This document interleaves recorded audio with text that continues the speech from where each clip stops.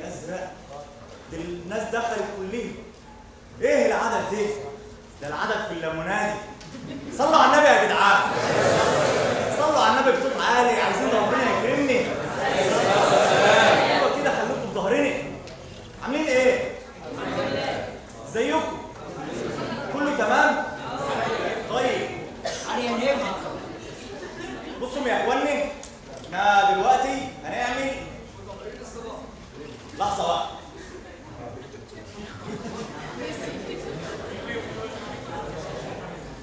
جاهز يا ابو سويلم؟ جاهز. يلا بينا. 3 2 1 ايه.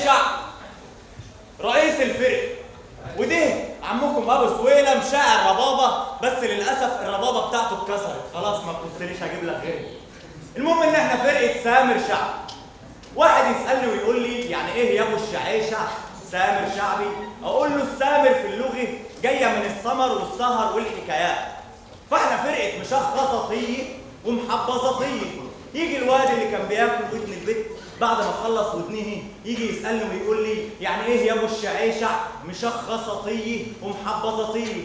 قول له يا ولد المشخصطيه دول هم اللي بيشخصوا، انما التركه في المحبظطيه. المحبظطيه دول هم اللي بيحبظوا.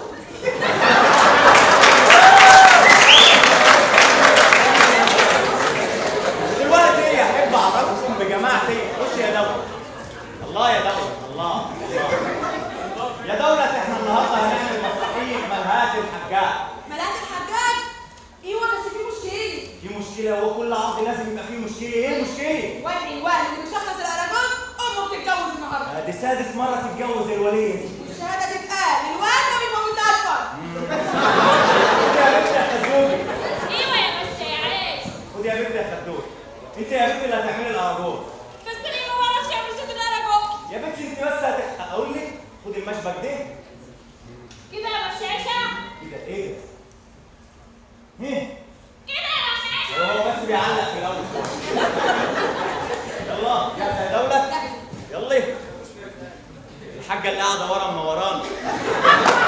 الصوت واصل عندك والله الحكايه حكايه شعب وحاكم وخليفة.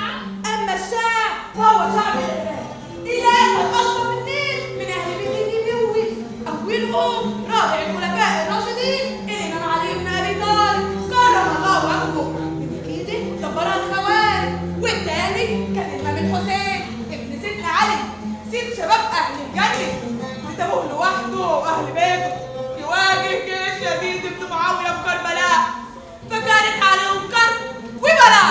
اما الحاكم فهو الحجاج بن يوسف الثقفي اتولد في الطائف سنه 41 هجريه حفظ القران الكريم وبرع في الفقه وعلوم اللغه والشعر وعشان كده فتح كتاب في الطائف يعلم فيه الاولاد احكام القران الكريم والعلوم الشرعيه ولكنه كان دايما ميال للفروسيه فاجاد المبارزه وركوب الخيل.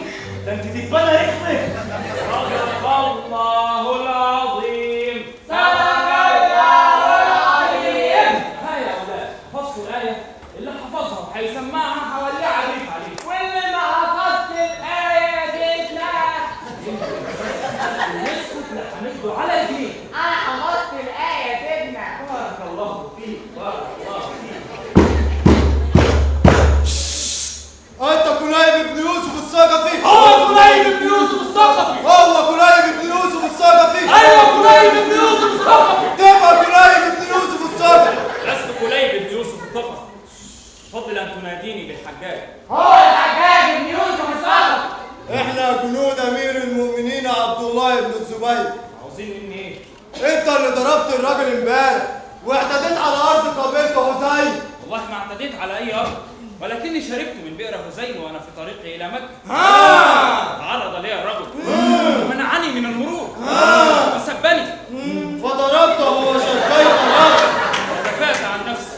وانت كنت رايح تعمل ايه في مكة يا صقر؟ كنت رايح تسمع الكلام اللي بيتقال عنكم؟ ايه اللي بيتقال عن ثقيف في مكه؟ بيتقال انكم كسر الخدود وياما الجدود وبقية ثمود.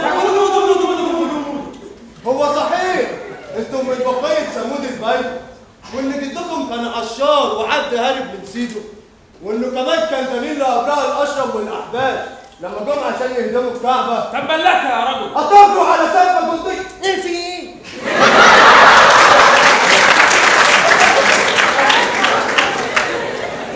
شمس مالت ناحية العصر. اقسم لو ان المؤذن اذن لصلاة العصر وانتم لسه في الطايف لكن مطير راسي. طب والله فكره او الواحد يصلي العصر حاضر. انت صليت الظهر يا ابني. انا هفضل طول يومي كافر ولا ظهر ولا عصر. هيموتني يا غبي. طب يلا نلحق المغرب. تحاولوا كتفوه. أكنت تحسب أن لن يفيض بنا كيل وأن كما تلوي سننعصر وأن نارك تبقى حية أبدا ونارنا من رماد ليس يستعد. ها أنت تلبس ثوب الخوف من يدنا من بعد ما صار عنا الخوف ينحسر.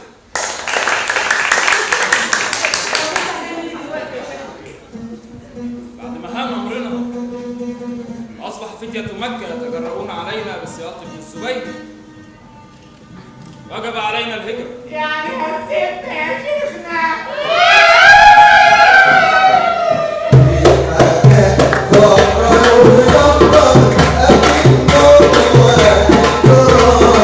Let's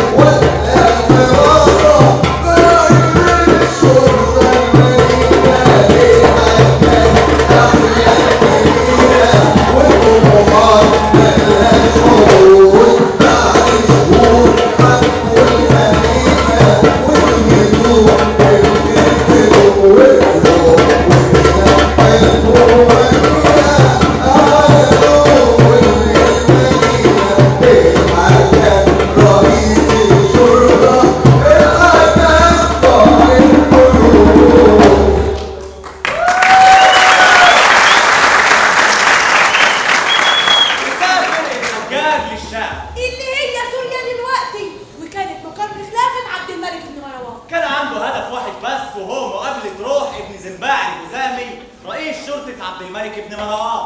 أما الخليفة مع شخصه الليلة فهو أمير المؤمنين عبد الملك بن مروان، واللي هيشخصه معانا السوبر ستار أبو الشيشة. احنا لسه دلوقتي في عهد الخليفة السفاح يزيد بن معاوية اللي ساب من شوية اهو قتل الإمام الحسين رضي الله عنه، وكان عبد الملك بن مروان قاعد في الجنة سمع صوت جنود وخيول وفوق من الجيش.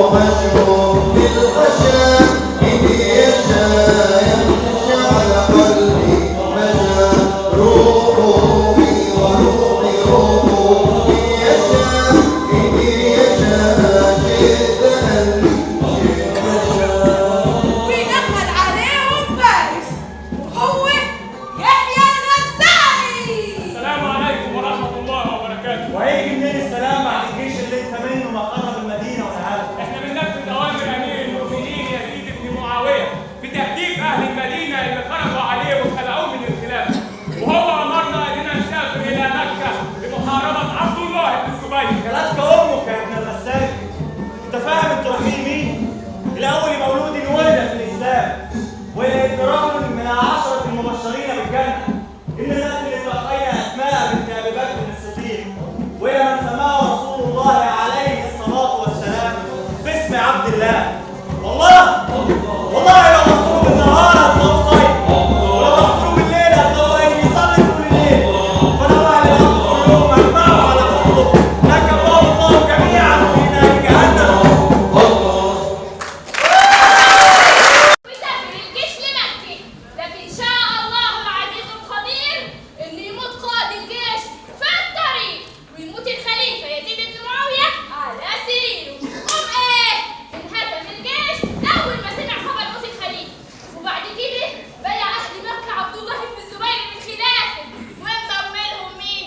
ولا مكتب معاه سيادة الكل أرض الحجاز واليمن والعراق والخراسان والشام ومصر. يعني حتى في ديك مصر الأخيرة.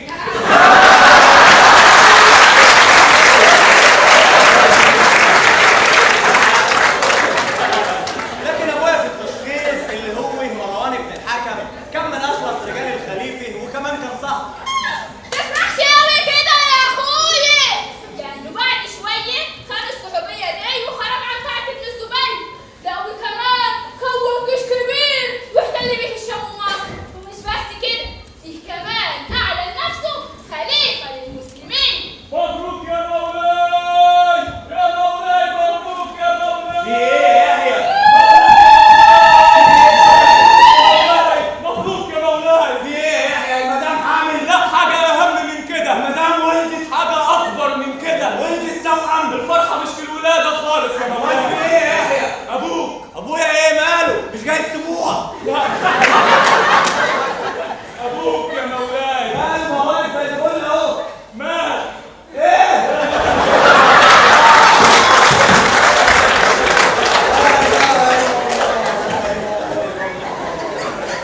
فاتتك الجنازة يا مولاي، النعش كان طاير. امال يلا بيك على ايه؟ يا مولاي، وهو لما مات أنت بقيت خليفة المسلمين. ايه؟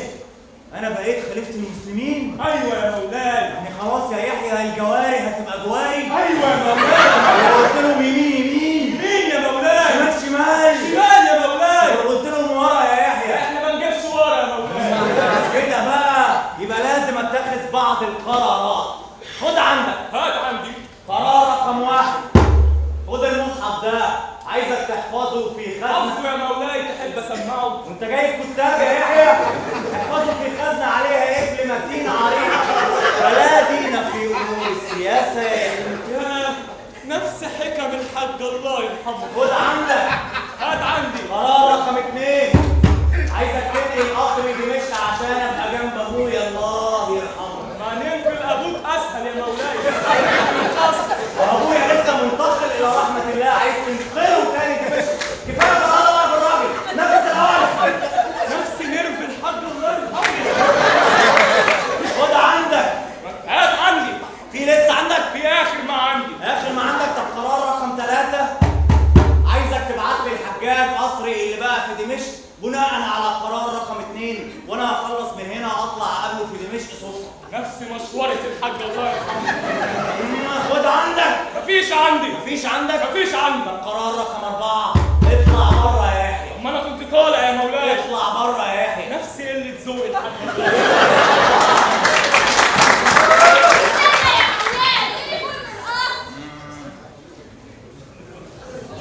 بنت الخياطه ديت قلت لها ما تكترش التلت. الخلافه ديت حاجه صعبه قوي. كل ده تلت هنتغرق. لا ما شاء الله، هتوافقيني لما يصلي على النبي. يا بنت. ودلوقتي بقى اروح اقعد على كرسي الخلافه اللي بقى في سوريا. ايه ده؟ واد يحيى لحق ينقله سوريا؟ ونقله في سوريا ولا نقله في العمق؟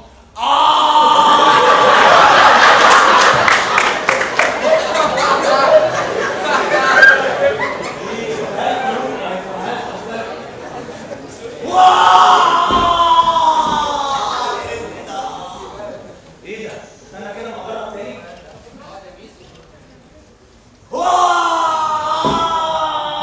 ايه حكايه كرسي الخلافه ده؟ رصيدني ليه؟ يا نهار اسود هتاكل. ايه اللي خلاك تسيبي مخدعك وتيجي مجلس الخليفه في وقت متاخر زي ده؟ ايه اللي حصل؟ حد شد من عليك اللحاف؟ لا. في حد من الحرس خاف؟ لا. حد دخلك على اطراف؟ لا.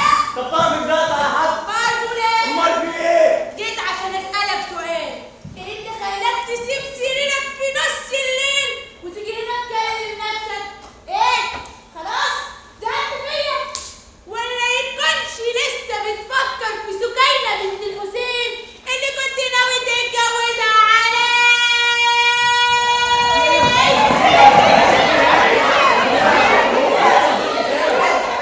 في ايه؟ ست وبتهزق جوزها. يلا كل واحد على كواليس. ركز في دخلتك يا حبيبي. سلمي المفتاح تاني يا دولة. مين؟ ما ده قالتها. في ايه؟ يلا انا عديتها بنت يزيد بن معاويه. يا حبيبتي. مين حبيبة عبد الملك؟ بنت يزيد. مين قلب عبد الملك؟ بنت يزيد. يا حبيبتي انا قلت لك 100 مره ان غرضي من الجوازه كان اني اهدي نفوس اتباع الحسين بن علي، يعني كان الغرض منه سياسه مش فراغه عين زي ما انت فاكره عتكه. امال الحكايه ايه؟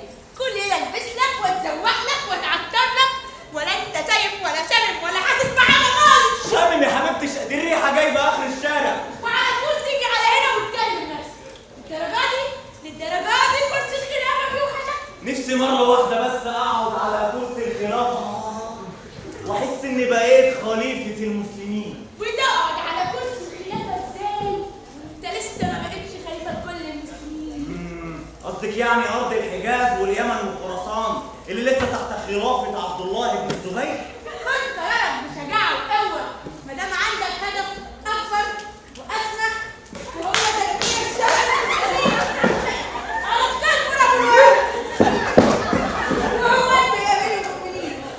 بس انا ما اقدرش اشيل وزر قتل عبد الله بن الزبير على ايدي او على ايدين اي حد من ال مروان. ابعت لي الحجاج على راس جيش كبير ومعاه رساله بالامان بشرط المبايعه ليك يا خليفه لكل المسلمين. اكيد هيرفض المبايعه. ساعتها بقى الحجاج هيتصرف والحجاج من الطائف اللي قاله الرسول عليه الصلاه والسلام في بدايه الدعوه وركبوا بصبر مكه.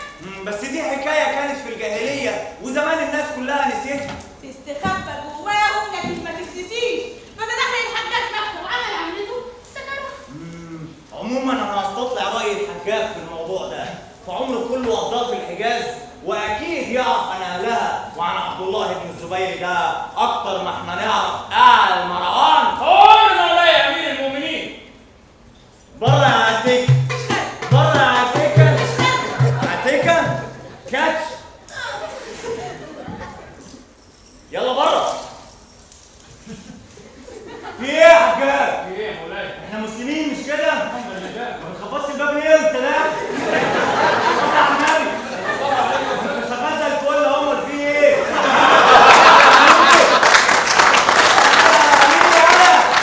امين يا مش امين. الامر يا مولاي. بقالي 3 ساعات في القصر، حد فيا يحس امين ولا مش امين؟ امير يا مولاي. يلا روح اقعد على كرسي الخلافه عشان في حاجه عايز اضربها. عفو يا مولاي، انا مجرد عبد من عباد. ولا انت لسه هتجادل تعالى. في ايه؟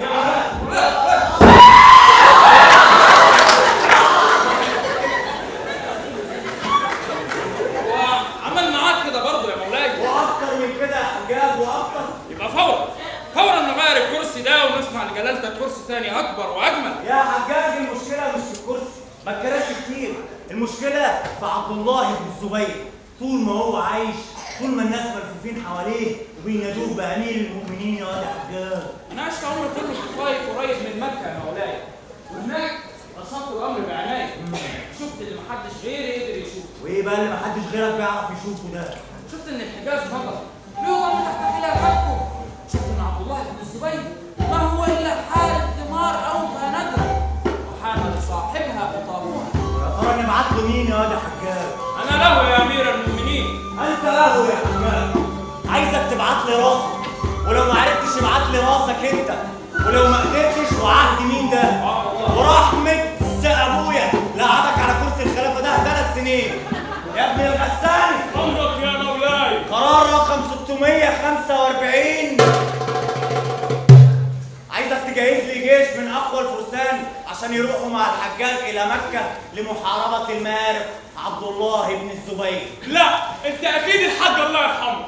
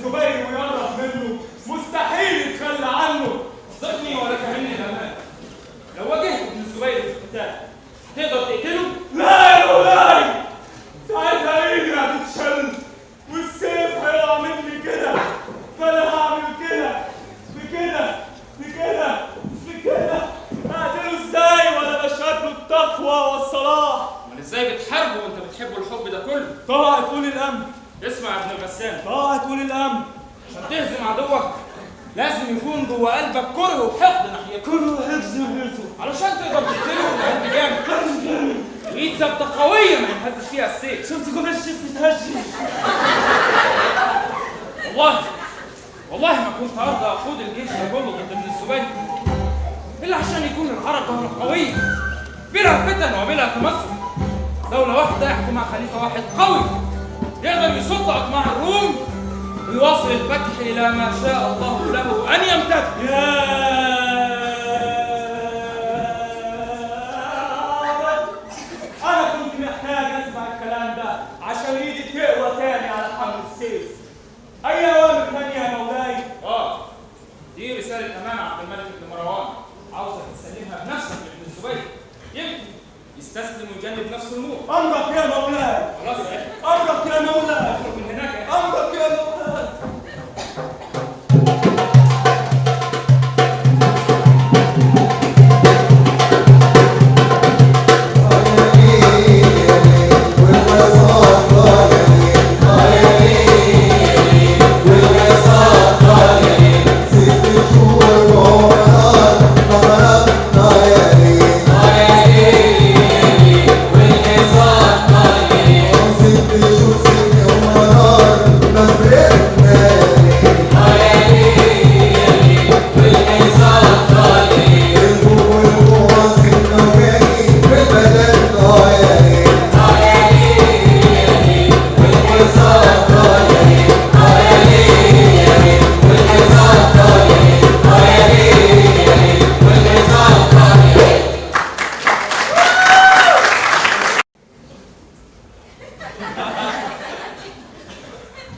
عايز اكلم مكة.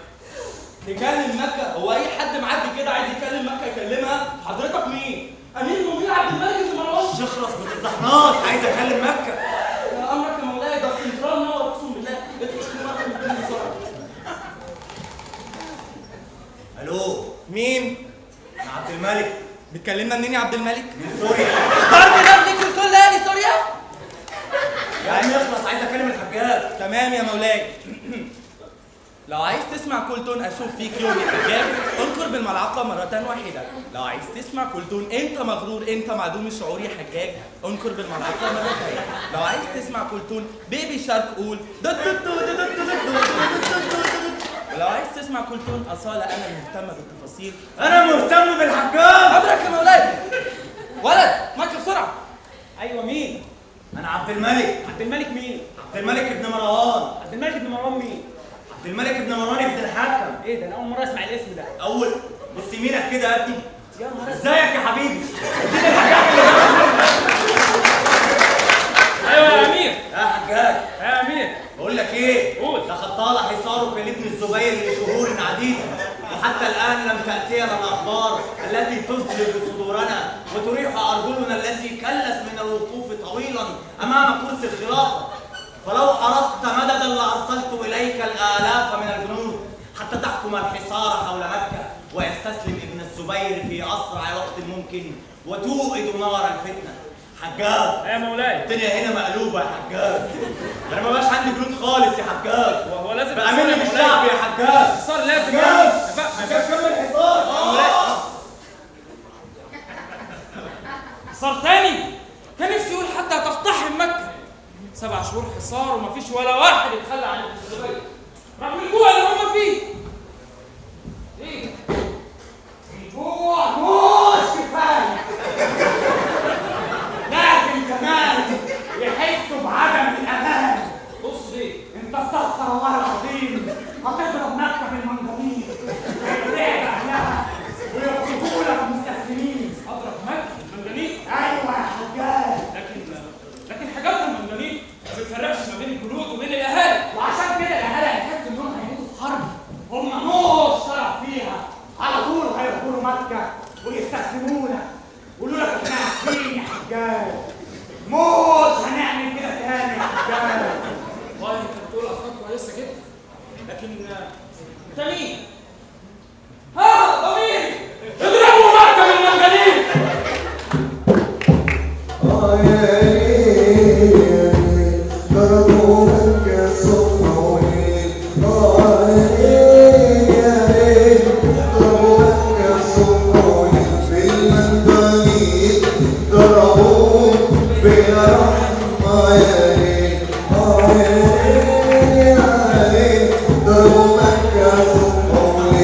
والحكاية حس بسعادة من الضرب يا ليل. وبعدين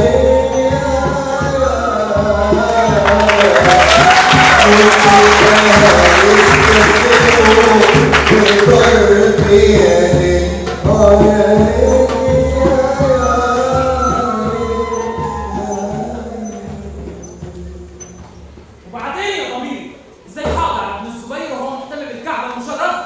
هو بيتهيألي بيت الله الحرام أولى بالاهتمام وإعادة بنائه على أفضل ما هو عليه. لكن اعاده البناء يسبقه هدم الكعبه المشرفه.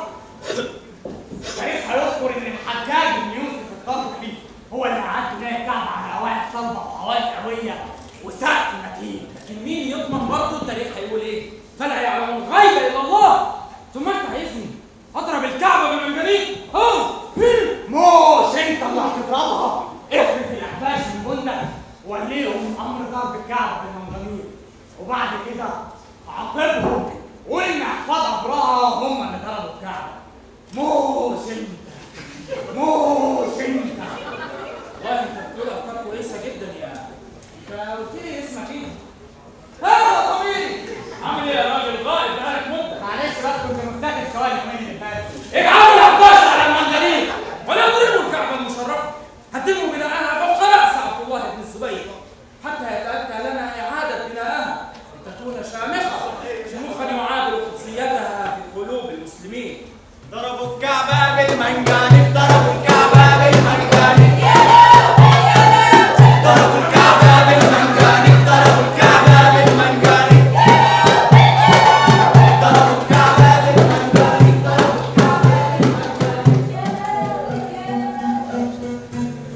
ومات عبد الله بن الزبير جوه الكعبة المشرفة. حاجه والله يا بابا، كل حاجه غلط في السوق.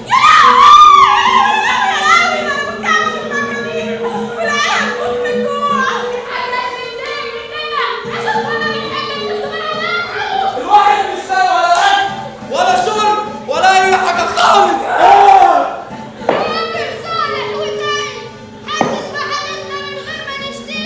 الحجاج كل همه زي عمال الكعبه اللي قدها. ربنا يحبه زي ما عملها على الزبير.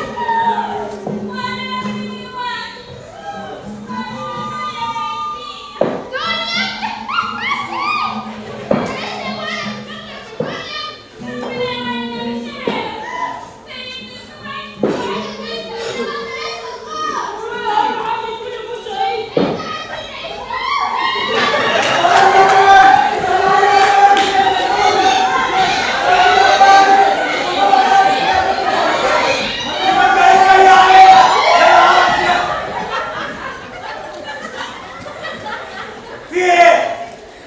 مين اللي مفهمكم ان انتم مجاميع؟ انتوا ابطال العرض يا اخواني. عايز كل واحد يحس الجمله اللي بيقولها.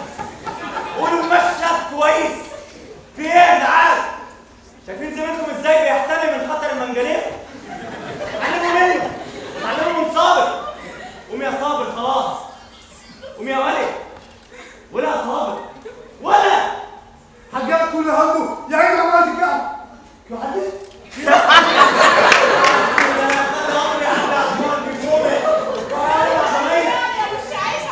يعني يا اختي عايز اصابات، عايز كسور، عايز تعوير.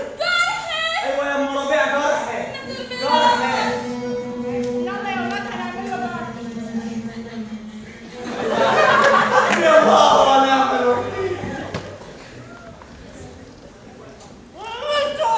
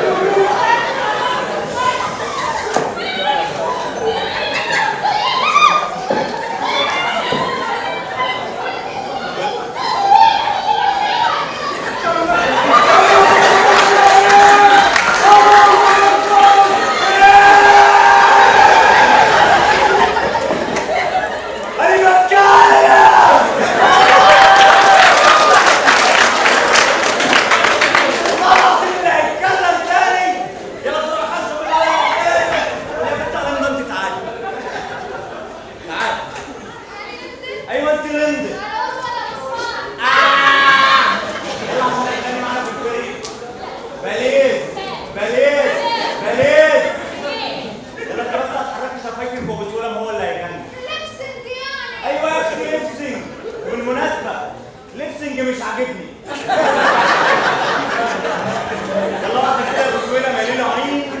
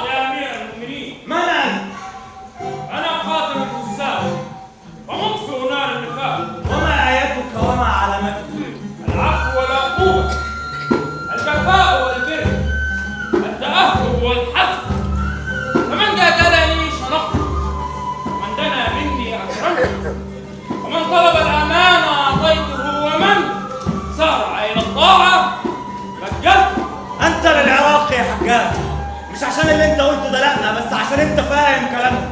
يعني ايه بقى بنقول حسبها دي؟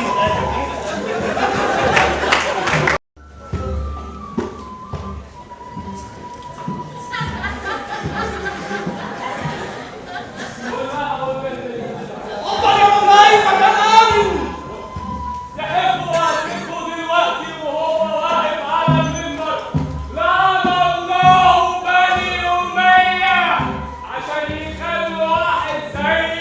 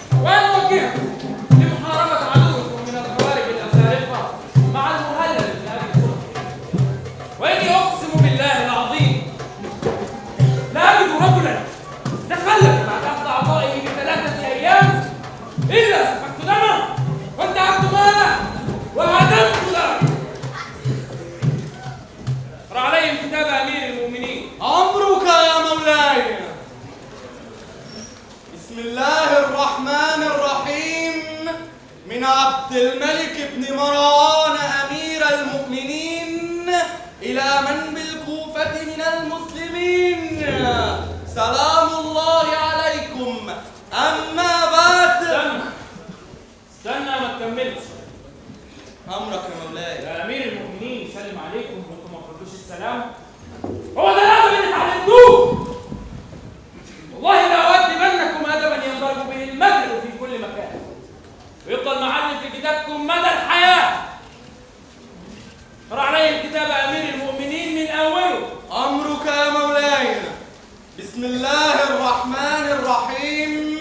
من عبد الملك بن مروان أمير المؤمنين إلى من بالكوفة من المسلمين، سلام الله عليكم. أما بعد فإني والياء دي عايدة على عبد الملك بن مروان مش عليا. أرسلت إليكم الحجاج بن يوسف الثقفي اللي لسه مزقكم من شوية أميرا عليكم فأطيعوه، فإني والياء دي افتكرتوها عايدة عليا بس لأ، عايدة على عبد الملك برضه. والله لا يجدكم للقتل أقرب من العفو، وللبطش أقرب من السماحة، ونهي أقرب من كرداسة. اتقوا شره فهو غالب عليكم لا محالة. اخرجوا معه طائعين لتعينوا المهلب بن أبي صفرة على مطاردة عدوكم من الخوارج الأزارقة الذين ذاقوكم القتل والدمار. والسلام عليكم ورحمة الله. والسلام ده بقى مني. وعليكم السلام ورحمة الله. تعال تعال. ده ما بتردش السلام ليه؟ انت اسمك ايه؟ اسمي عمير بن صابر. عمير بن صابر؟ عمير بن صابر التميمي؟ مولاي انت تعرفني. هو في حد من المسلمين ما يعرفش عمير بن صابر التميمي اللي دخل على الخليفة عثمان بن عفان وهو مقتول وداس على بطنه متشفيا فيه؟ يا مولاي ده خنت الشباب وراح لحاله. خنت الشباب وراح لحاله. نظرا انه خنت الشباب راح لحاله وراح لحاله الشباب. تقربا الى الله تعالى. يا سياف هو امر مولاي. اقطع راسك. هاتيله في الجامع. لا في ايه؟ مش قادر اقتله. انت موجود هنا عشان تقتله بس. روح اقتله. لازم يعني. ايوه لازم. انا كنت في الجامع. وسع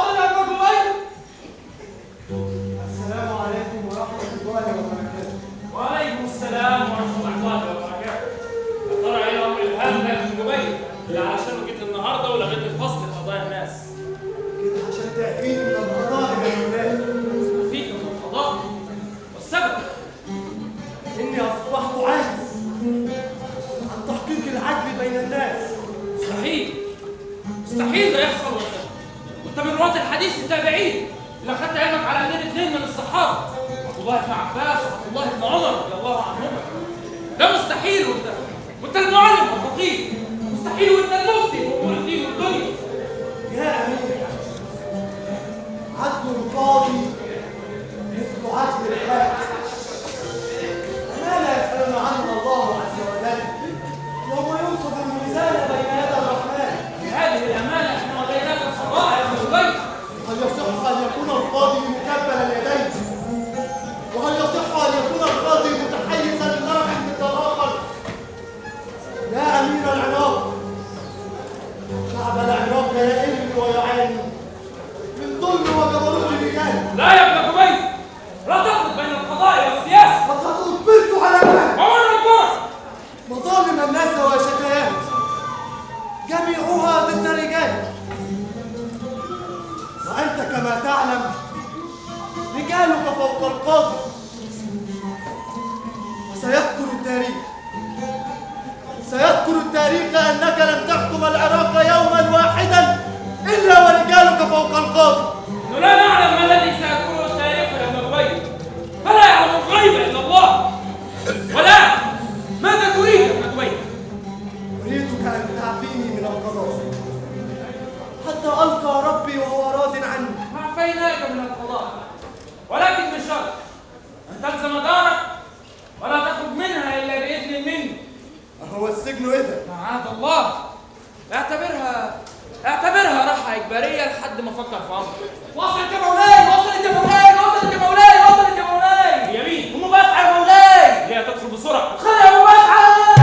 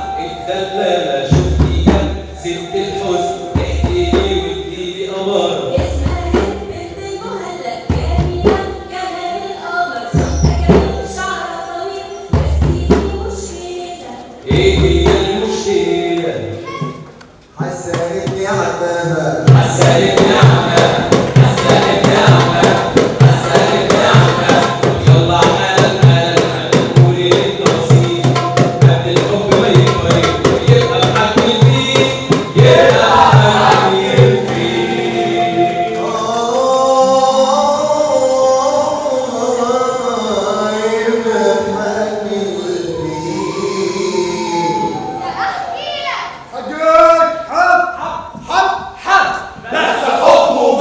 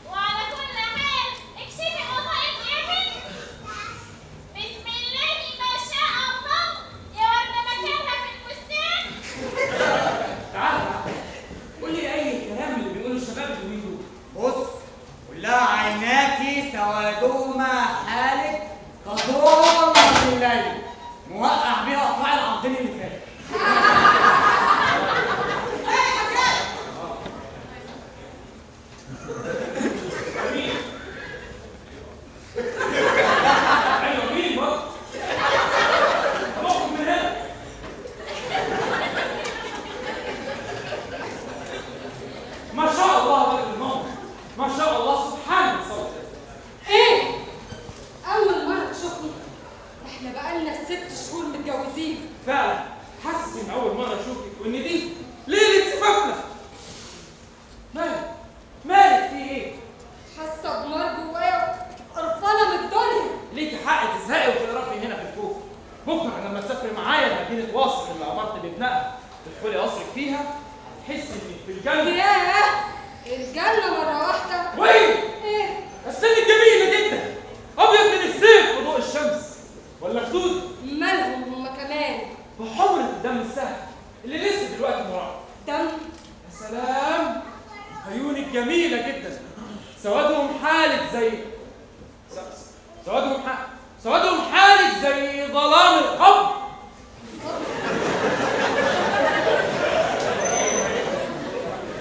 ده اجمل غزل انا سمعته في عينيا. علشان تعرفي انا شايفك ازاي. ما انت لو شفتني غير كده ما تبقاش الحجاج الجبار صاحب السيف البطال اللي اسمه بيرعب القلوب المطمنه ويشعل فيها النار. ايه ده؟ ايه؟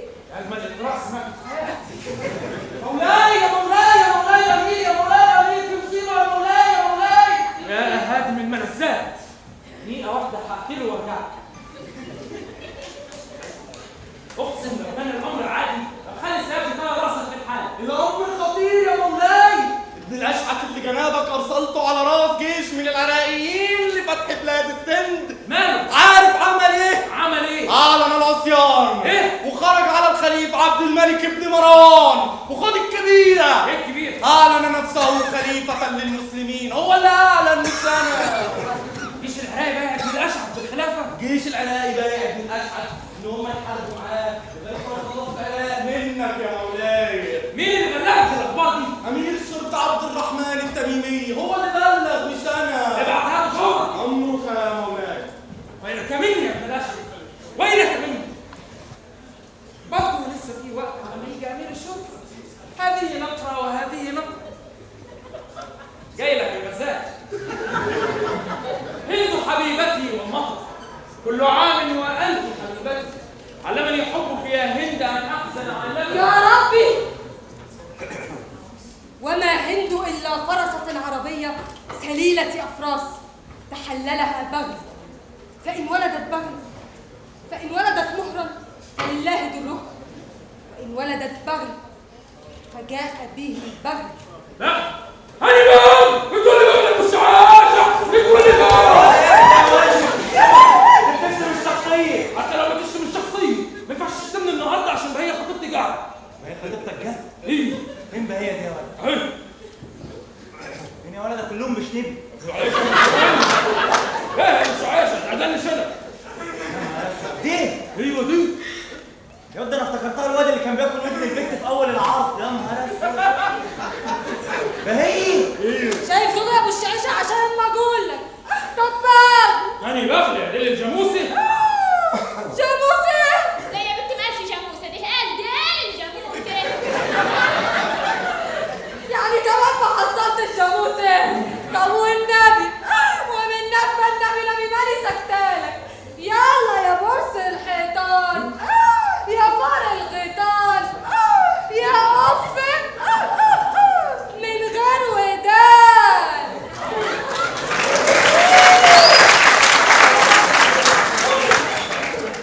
هاني بخل.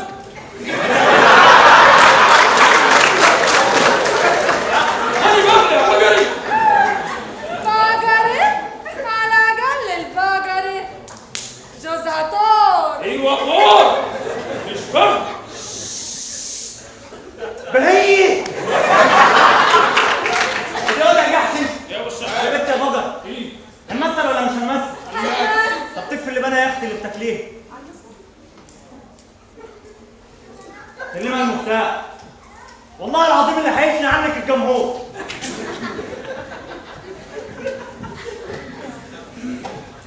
بغل. انا بغل يا هند. تقدري تفرقي بين البغل والحصان؟ البغل أقوى لكن الحصان أسرع. وايه كمان؟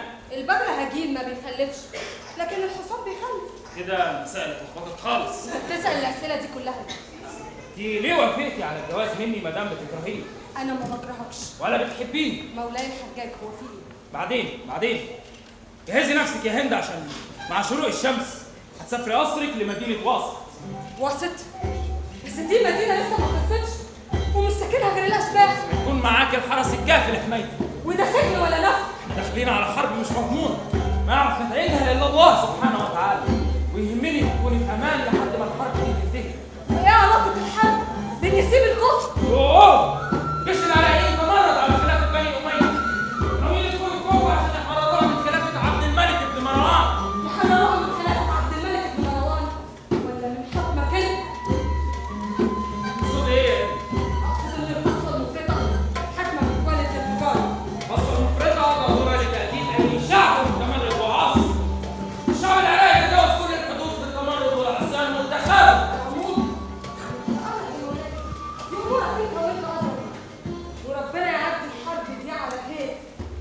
مولاي وصل يا مولاي، وصل يا مولاي، وصل يا مولاي. مين؟ امير شرطه الكوفه عبد الرحمن التكليف. اللي يدخل. بس وصل لي بقى معاه مولاي عرق سوس خالد السوس. اطلع بره يا ابن جهنم.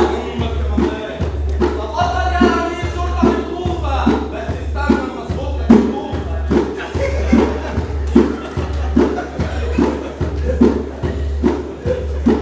السلام عليكم ورحمة الله يا مولاي. شوية سلام، امتى جيش العراق يدخل الكوفة؟ بالكتير يا مولاي قدامهم اسبوع. اسبوع؟ احنا عندنا كام جندي في الكوفة؟ حماية الكوفة زائد عدد الشرطة يقول 15,000 يا مولاي. مش عدد زيد احنا ال 40.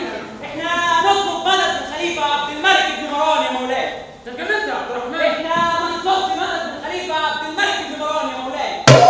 جيش الخليفة عشان توصل محتاج على الأقل أسبوعين. يعني يكون جيش ابن الأشعث افتح الكوفة واحتلها. أنا في مصر. جيش العراقيين اللي ضربته وصرفت عليه هو دلوقتي اللي جاي يحاربني. إيه الحل يا عبد الرحمن يا تميم؟ إيه الحل يا حاجة جزاء؟ بص علينا! أنا الحل يا مولاي. دي خريطة العالم قبل ما تترسم. تخلص. حاضر. وده جيش ابن الاشعث وده جيشنا وده دير الجمالي والحته الصغننه دي هنعتبرها بيت. ركز احنا بقى كويس. بص يا مولانا احنا هننسحب بالجيش بتاعنا من الكوفه في اتجاه الشام وننتظر عند دير الجماجم وصول جيوش الخليفه عبد الملك بن مروان. انا مش فاهم حاجه يا عبد الرحمن يا جميل. كنت عارف انك مش هتفهم عشان كده حضرت الخطه رقم ب. بص يا مولانا احنا هنيجي من هنا هنروح هنا فدول هيجوا هنا فمش هيلاقونا هنا عشان احنا ما كناش هنا فاحنا مش من هنا. انا فين؟ انت هنا. احنا هنهزر كده يا مولاي ما قدرناش بالخطه رقم ب ونلم حاجتي واروح احكي فيهم في حته ثانيه. السلام عليكم. خد يلا. تعال. اتفضل يا حجاج. تعال يلا. قول الخطه هنا ونلم حاجتي مش دي اللي عندها. احنا هنيجي من هنا هنروح هنا فدول هيجوا هنا. خلاص كمل. هيلاقونا هنا عشان احنا ما كناش هنا حبيبي. فاحنا مش من هنا. كمل. بعد ما الجيش يدخل الكوفه بلا قتال هيجروا على احضان ولادهم وزوجاتهم لانهم غايبين عنهم بقالهم فتره وبعد كده هيخرجوا ورانا مع عبد الاشعث. يا مولاي ركز ده ما تلفناش. خلاص يا مولاي ده اللي الاشعث هيعتقد لكن هيحصل حاجه تانيه خالص. ما حدش يا مولاي يوم يسيب قولنا بعد ما يتقبلوا ننسحب منكم. متأكد من الكلام ده يا عبد الرحمن يا تميمي؟ دول اهلي ولا ضربيهم. عبد الملك يا مولاي دول اهلي ولا ضربيهم.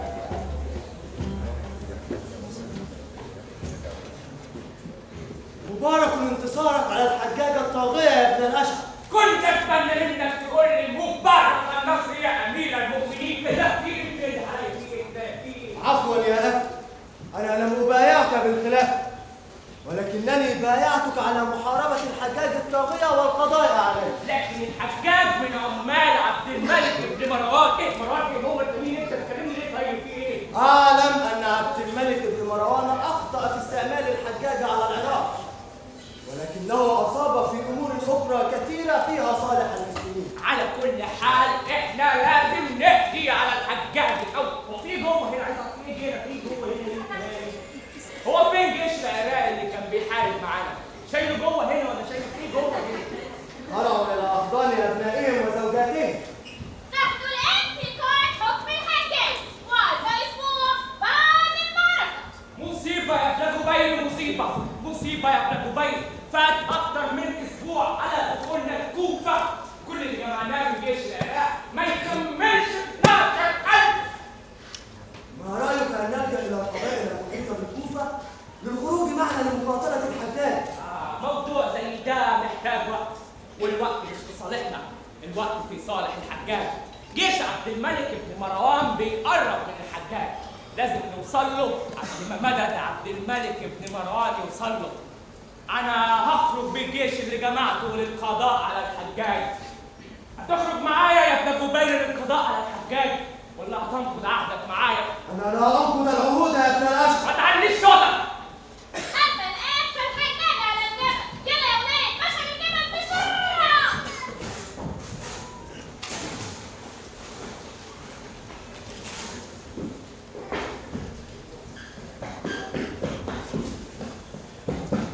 تفضل يا مولاي، المكان آمن، تفضل.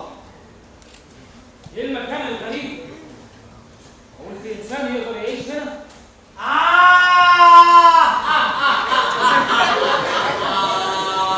لا بص لي وانا بكلمك، بلاش قله ذوق بقى. ايه ده؟ ابن جحدم؟ ايه ده، انت تعرفنا انا؟ اعرف كل حاجه. جوبا جا اطلع بره. ايه في ايه؟ انت مين؟ انا مين؟ خد يا ولد تعالى اقول. يا ابو الشعر. بص، هو انا المفروض انني عراف، بس في جو السامر لازم يبقى فيه طقس سحر، فانا هتلاقيني بعمل حاجات سحر كده بس انا عراف. فهمت حاجه؟ لا. انا غلطان اصلا ان انا ما سالتوش يعني. جاهز؟ ايه عايز ايه؟ انت اللي مين؟ انا مين ايه؟ انت جاي الجبل عشان تقابل مين؟ قابل العراف. قابلت حد غيري؟ انت العراف. تخيل. مش مصدق. مش مصدق بعد ما حولت لك الضاعه. طب بص الحركه دي. علي. صدقت؟ مصدق. كنت جاي لك في كذا سؤال. لا هم 3 اسئله بس، ما تفرهدنيش. السؤال الاول بيقول انا داخل على حرب مش مضمونه، يهمني اعرف منك اذا كان عمرك هيطول ولا هنموت. حرب مش مضمونه ما تخشهاش. عايز تخشها وتيجي تفرهدني باسئله ما تخشهاش يا حبيبي. هسألك سؤال تاني. مين اللي هيمسك العراق بعد ما اموت؟ ما انت برضه هتكون موت، هتفرق معاك ولا هي اي فرهده وخلاص؟ قول لي اسمه على الاقل. اسمه يا سيدي فتى له اصل وجاه. اسمه ايه؟ يزيد بن مهلب بن ابي سفره. اسمه يزيد ابن ايه؟ هنغلط في الناس؟ يزيد هو اللي هيقتلني. لا، اللي هيقتلك دي انا عمال احفظها لهم من امبارح. يلا يا ولاد سمعوا امه. علي. يكون آخر من تقتل ونفسه من يقتله. بعد موت. آخر من تقتل ونفسه من يقتلك بعد موت. آخر من تقتل ونفسه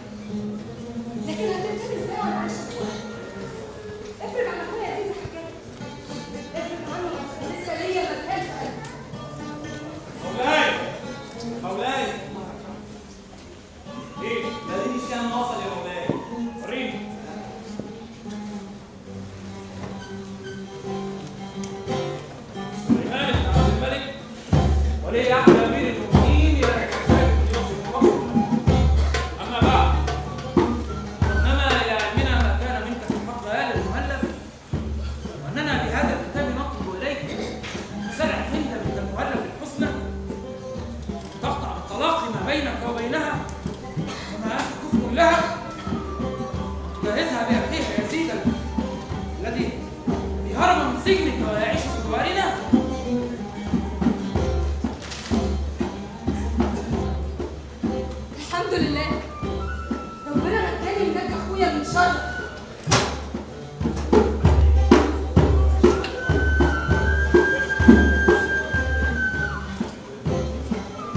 لا انا حرة يا هند.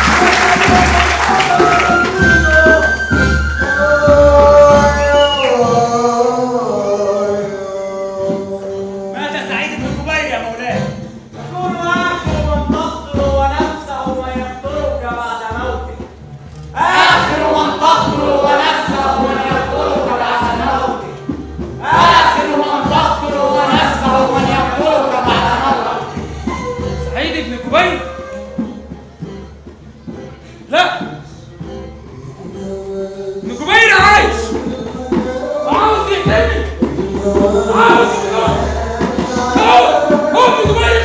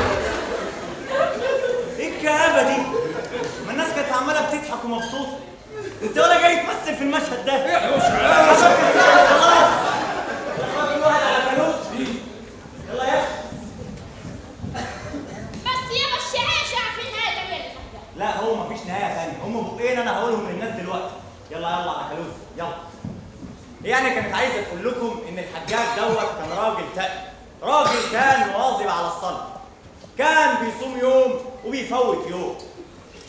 ولكن زي ما بنقول لكم لا أحد يعلم ما الذي سيذكره التاريخ ولا يعلم الغيب إلا الله.